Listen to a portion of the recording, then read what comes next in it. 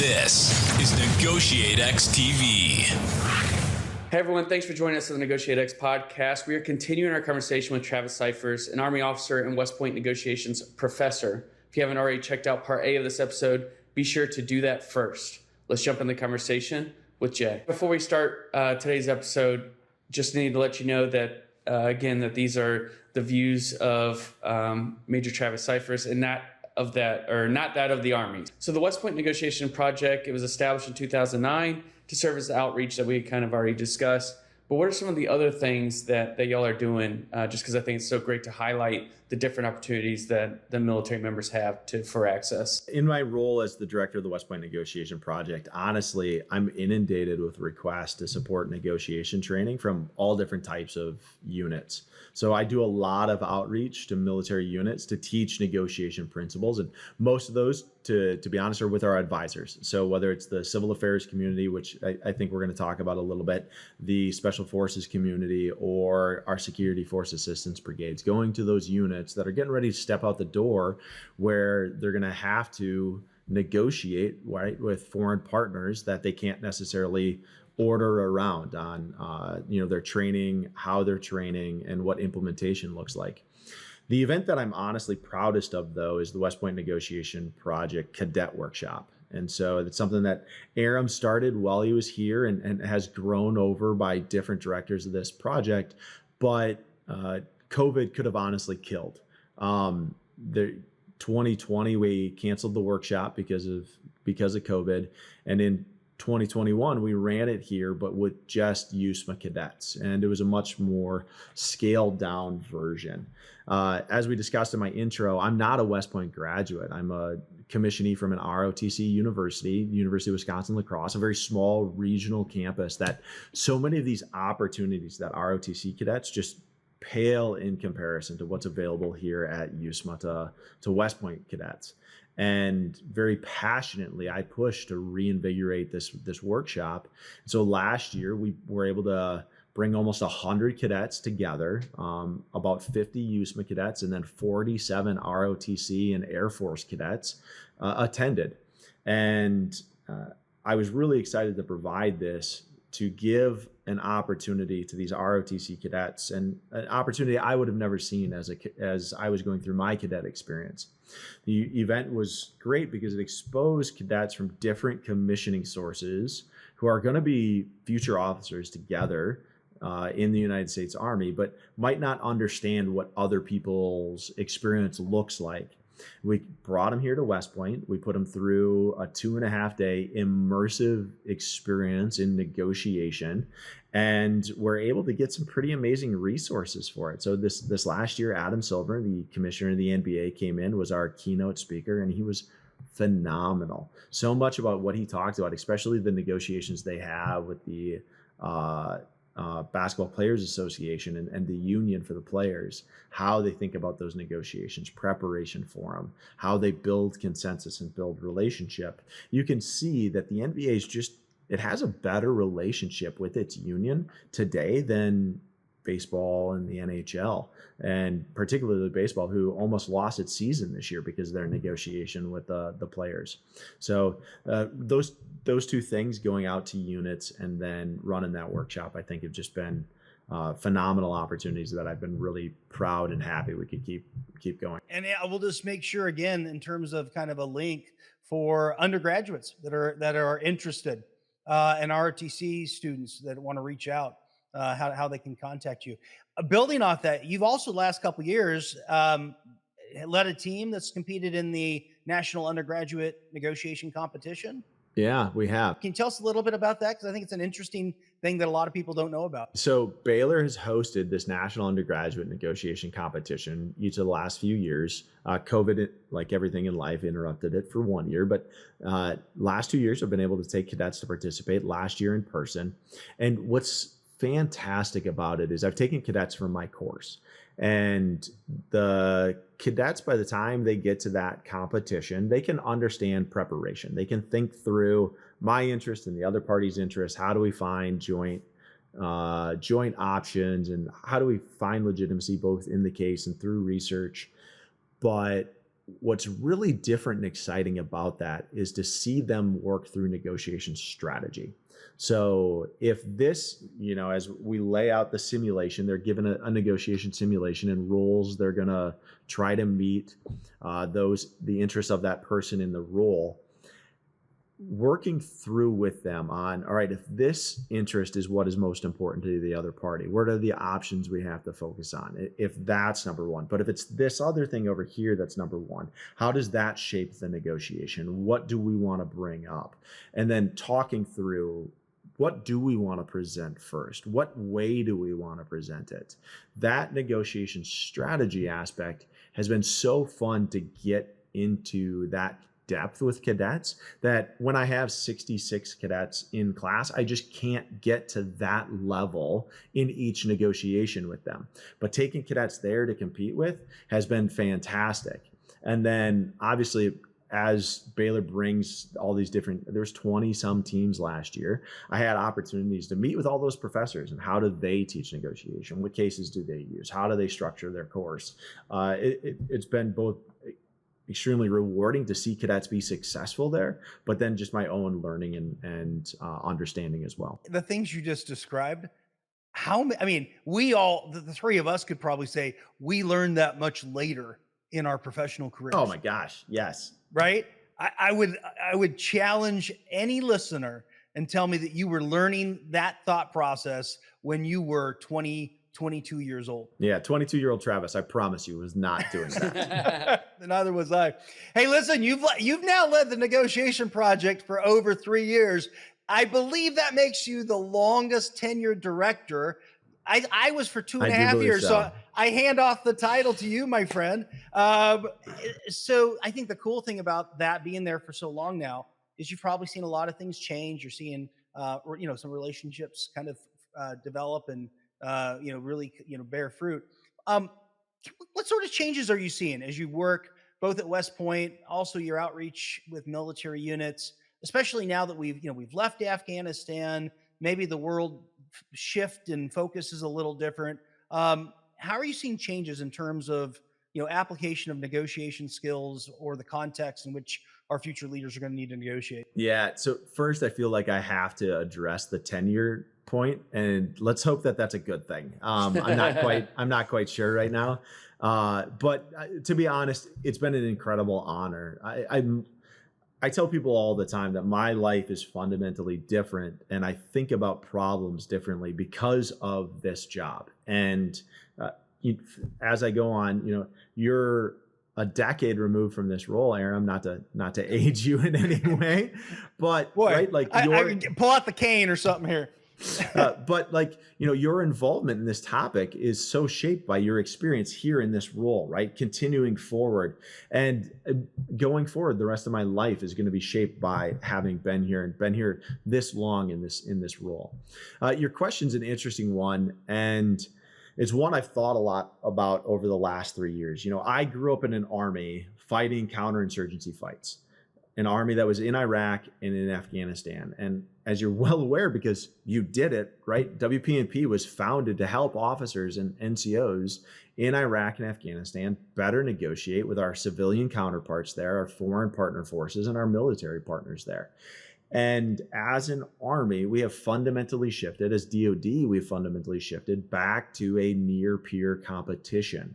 And we have to understand, though, that we still need these negotiation skills. Right now, DoD is investing heavily in our relationships in Poland and the Baltic states, because we're going to need those partners to counter any further Russian aggression. And we'll set aside the China situation and not address that now, but whether it's here, it's in the Pacific, we need those partners.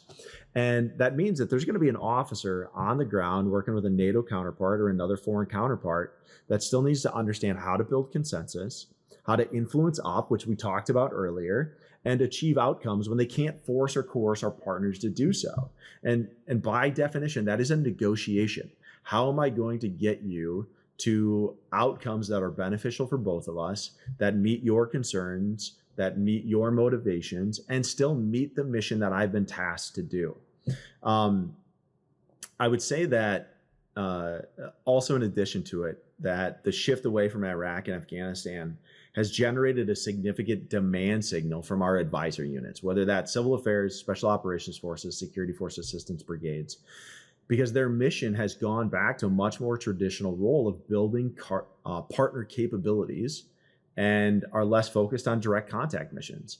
And so in my role as director of the West Point Negotiation Project, so much of my outreach to the United States Army and active duty units has been with those communities to help them be successful in those missions. And here in a month, I'm headed to help train a civil affairs reserve unit that's getting ready to deploy to Europe. And, all of us can think through what some of their mission requirements are going to be over there.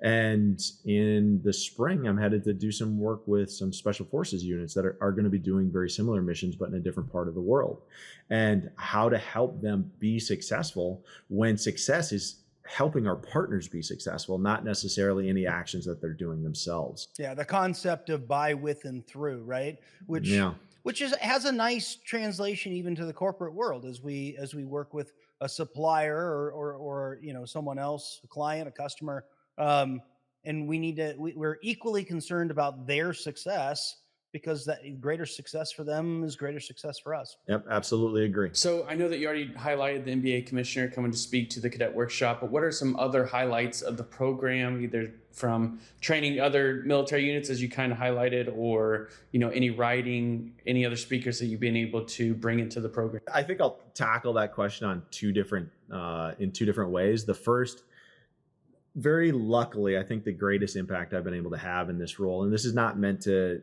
talk about me being successful, it's talking about other people who have taken what we're learning here or teaching here and applying it to the United States Army and how it executes. The greatest impact has been helping the Civil Affairs branch identify challenges with their negotiation training and helping them restructure that training pipeline to mirror the principal negotiation concepts that we teach here at the United States Military Academy. Admittedly, I was not the main effort on this. It was a former West Point Negotiation Project fellow that came up under Aram's tutelage, but I was able to serve it really as a principal advisor and lend them credibility in, hey, you should do it this way. This is what we teach here at the academy. So the Army should reflect. It was a source of, it was an objective criteria. It was a standard for them to make their argument from. And I helped redesign that training curriculum and that doctrine for how they teach civil affairs soldiers to negotiate.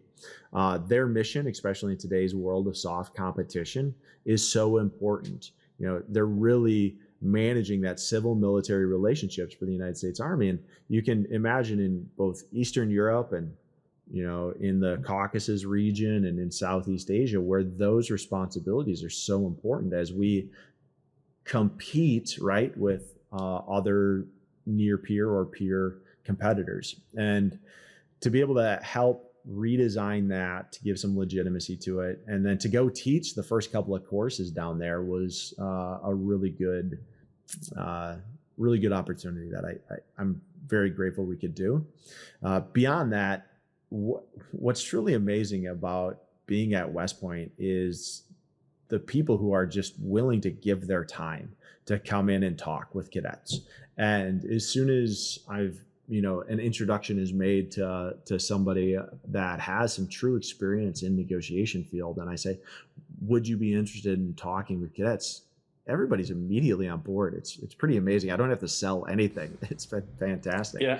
But we've brought in some pretty amazing keynote speakers or different speakers over the last few years. So we talked to Adam Silver, the NBA commissioner, but beyond that, Mr. Bill Dirksen, who's a retired vice president of labor relations for Ford, came in and talked Ford's labor negotiations with the United Auto Workers Association and their union. We had Mark Shapiro, literally this week, the CEO from the Toronto Blue Jays was here talking with cadets and management about negotiations, finance, leadership, hiring processes. Just incredibly intelligent and thoughtful man. We've had a managing director from BlackRock come in to talk negotiations from an acquisition standpoint. Representatives from both the Minnesota Twins and Vikings are going to be coming this fall to talk with cadets. And then our relationship with the FBI has been truly amazing, where each summer we have the opportunity to put cadets through the FBI's 40-hour crisis negotiation course. And that's led to just some fantastic relationships with the FBI, where I went and attended the 80-hour National Crisis Negotiation course. I was the first DoD member in 9 years to go have that opportunity. And it's just some of the best training I've ever seen in my life, regardless of topic.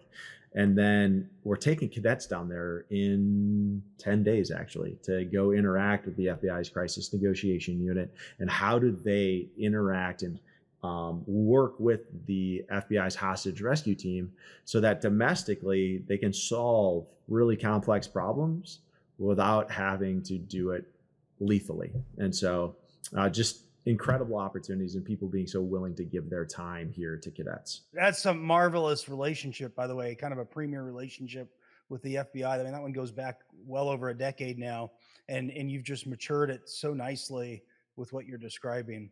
And I got to congratulations on the work with the civil affairs. And for folks who don't know, I mean, they really are the kind of arm of the Army that should be our premier negotiators, right? They're the ones that really should have, if there's someone who's going to be honed in these skills, it's civil affairs folk. Yeah, I absolutely agree with you. And kind of building off that, one of the challenges has always been alignment in any sort of bureaucratic, hierarchical sort of organization, getting everybody aligned on what's necessary and what's the language or what's the approach.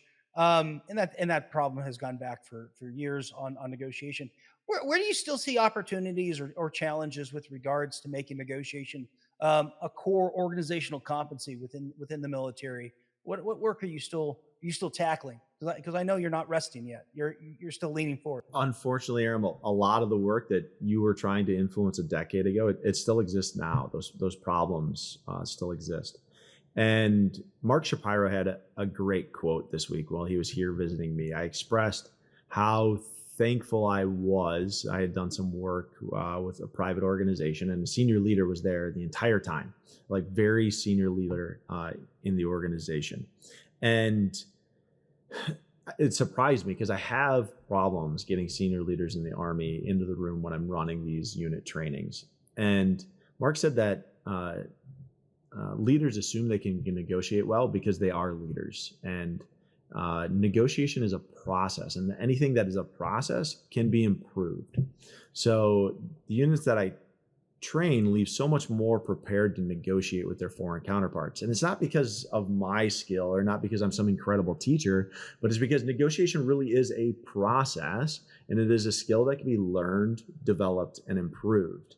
And the vast majority of soldiers that I work with, they leave those 3-4 day workshops so much more prepared to negotiate, not because of me, but because it's the first time that they've ever invested in that skill. And their eyes are now open to the fact that they can be more successful if they apply a process of preparation and conduct and review to it. And I don't know, a lot of leaders think that they negotiate well because they're leaders and they have experience, but they don't understand these other skills or tactics or ways that, to be honest, me as a 29-year-old senior first lieutenant or junior captain getting accepted to teach at West Point, I was like, wait, I can do that and do that better. I would love to go back and meet First Lieutenant Travis in Afghanistan negotiating land use contracts with local Afghans and go just like, dude, you're doing this all wrong. All of it is wrong. So unfortunately, I think that it exists a little too, but that problem exists a little too broadly in the United States Army. So as you consider the application of negotiation skills beyond the military, how do you hope that the past and present cadets are going to be able to apply these in the corporate, nonprofit, or other sectors of their lives? I think that the greatest thing that I hope that they take away is a deeper skill to understand and communicate with other people. So much of life is a negotiation. And I want my students to be open to the fact that they might be wrong, to analyze a situation and realize that a rational person might reach a completely different conclusion than they did, and be empathetic to that person's situation and conclusion and emotions around that. And if they have that, then I think they can tackle whatever problem is facing those two people and work to solve it as two people solving a problem instead of two people competing to win. And if they can leave with that in either their personal or their professional lives, like I'm gonna be pretty happy. What a great summary of somebody who loves to teach and influence this next generation. What's next for you? You still have another year teaching there and impacting military negotiations. Is that right? And what's next for you, either in this field or something else? What can you tell us? Yeah, well, to be honest, I don't know. I have this semester and next semester, but the United States Military Academy model makes a lot of sense for many reasons, and it's set up to bring junior officers from junior company grade officers out of the force, give them education, and put them in front of cadets. So cadets are learning from officers who look like and resemble and have the experiences of the officers the cadets are going to go work for. And that makes a lot of sense from a leadership standpoint, but unfortunately it means Travis has to go find another job in the United States Army. And I don't know what that is. I transitioned to a functional area. I'm now going to be an Army strategist. Hopefully it's smart people trying to tackle tough problems and big problems for the United States Army. And I don't know where that assignment's going to be at. The Cyphers family has a lot of preferences, but we'll see if those preferences come to fruition and where it's going to be at. So, and the stress that comes with that unknown is obviously very welcome in the Cyphers household right now. I'm sure it is. I don't miss those days. Yeah. Sounds like there's some internal negotiations, right? We usually ask, by the way, say, how do these things show up at home? You get a chance to practice some of these skills at home? Oh, yeah. So Aram, I share this story in my class of the moment where I realized that I thought of problems differently. And my wife might kill me for this one, but we won't tell her we're going to air the program. I was actually teaching an MTT in Okinawa with my predecessor, working with some special forces that are stationed there. And I got a phone call from my sister saying, hey, we want to come visit. And this is visit you at West Point, and this is what we're thinking, etc. And this is February 2020. So obviously none of this came to fruition because of COVID. But this is our concerns, and could you do this, and could you do this, and could you do this? And I said, sure. And I called my wife and said, hey, this is what they want. And she goes, well, why do they want that? And we're not going to do that. And it was that moment, Aram, I was like, oh, I'm in a multi-party negotiation right now. and right, what's the concern that's driving the ask? Why are you asking it? How can I meet that in a way that, if it's financial or it's time or whatever it is, how can I meet that in a way that, gets all parties on board and comes with a solution that we're all working together?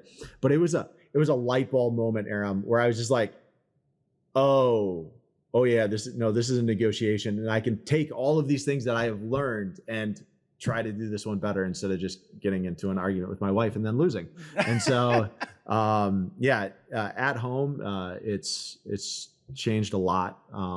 The opportunity to go through the FBI crisis negotiation course and how they teach active listening skills has just changed how I communicate with my family, right? And I have a 14-year-old daughter who I love dearly, but she's a 14-year-old girl, and I'm dad, and sometimes she doesn't want to share those things with dad. And so how am I communicating with her in a way that, hopefully encourages her to share a little bit more?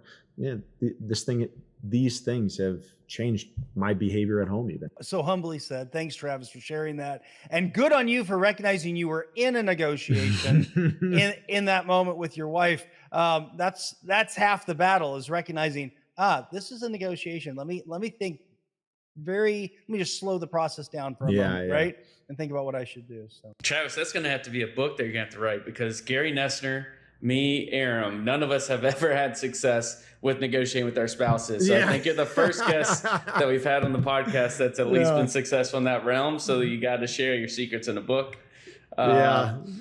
Is there anything that we did not ask you today that you think we should have, and any other takeaways that we can give to the listeners? Gentlemen, I'm just incredibly grateful that you would even ask me to come and share some of this stuff. For Aram to start off, that a negotiation expert in the Army would, I don't know, maybe terrify some people that I've worked with over the years. But just honored that you'd have me in to talk and share a little bit of this with both of you and your listeners, and to let you both know that your work here at West Point is hopefully still in good hands and progressing well. Thank you. Yeah. Yeah, our pleasure. So many highlights. If I were to try to recap, folks, go back what Travis was saying about the importance of preparation, and shaping the outcome that you're going to get to. Please listen to that. The idea that we negotiate every day, as we try to build consensus, negotiate up. These skills are applicable. What a wonderful thing that Travis and his colleagues at West Point are equipping our next generation of military leaders with these skills, both at West Point, but also throughout the Army. And then I just think the challenge there for leaders at the end, and I would say a leader of any organization, what a challenge. Because I'm a leader, does that automatically make me a great negotiator? If it's a process, are there things I can still learn? I was in a training a couple of weeks ago with a financial institution out of Boston. The most impressive thing about that day, it was a great day, great people, was that the CEO sat there and participated throughout the entire day of training. And I'll tell you what, the way that engaged his people around him and his willingness to be humble and share and engage made all the difference. I really encourage our listeners who are leaders of organizations, consider that. Consider how you can get better and help your organization get better too. Well, that is it for us on today's podcast. Thank you so much for listening. Please rate, review, and subscribe to the podcast. We greatly appreciate it. If there's anything that we can help you with, you can go over to NEGOTIATEx.com, or you can send us an email at team@NEGOTIATEx.com, and we will take care of it. We'll see you in the next episode. Hey, thanks for checking out this video on NEGOTIATEx TV. If you found any value at all, please hit the subscribe button, hit the notification icon if you want to be notified of future videos. And then we also have a couple videos over here that you might be interested in checking out. If you and your small business, your team, are looking to get negotiations or leadership training, then you can head over to NEGOTIATEx.com and learn more about the coaching services we offer. Thanks, and I'll see you over in the next video.